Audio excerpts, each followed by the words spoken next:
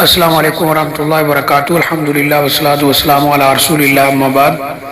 یہ جو ہمیں جگہ نظر آ رہی ہے یہ میقات ہے جوفہ کا، جو رسول اللہ صلی اللہ علیہ وسلم نے اہل شام کے لیے مقرر فرمایا تھا۔ نبی اکرم صلی اللہ علیہ وآلہ وسلم نے 4 میقات مقرر فرمائے تھے اہل یمن کے لیے یلملم اور جو اس رستے سے آئیں، اور اہل مدینہ کے لیے ذی الحلیفہ اور جو اس رستے سے آئیں، اور اہل نجد کے لیے کرن منازل اور جو اس رستے سے آئیں، اور اہل شام کے لیے جوفہ اور جو اس رستے سے آئیں۔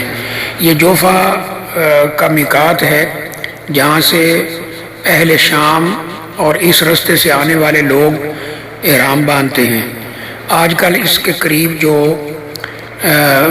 شہر آباد ہے وہ رابغ ہے، اور یہ رسول اللہ صلی اللہ علیہ وآلہ وسلم کے دور میں بھی موجود تھا۔ تو اکثر لوگ اگرچہ رابغ سے ہی احرام باندھ لیتے ہیں، لیکن یہ رابغ کے قریب واقع ہے، تقریباً 8-10 کلومیٹر پر، یا اس سے کچھ تھوڑا زیادہ ہوگا۔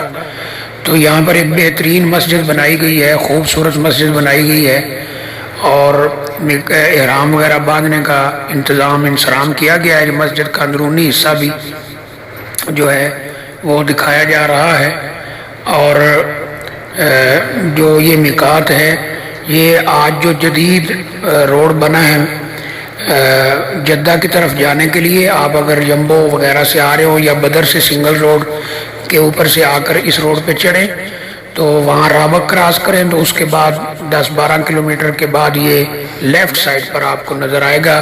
تو یہ میقات ہے اہل جوفہ کا جو رسول اللہ صلی اللہ علیہ وسلم نے اہل شام کا جو رسول اللہ صلی اللہ علیہ وسلم نے مقرر فرمایا ہے۔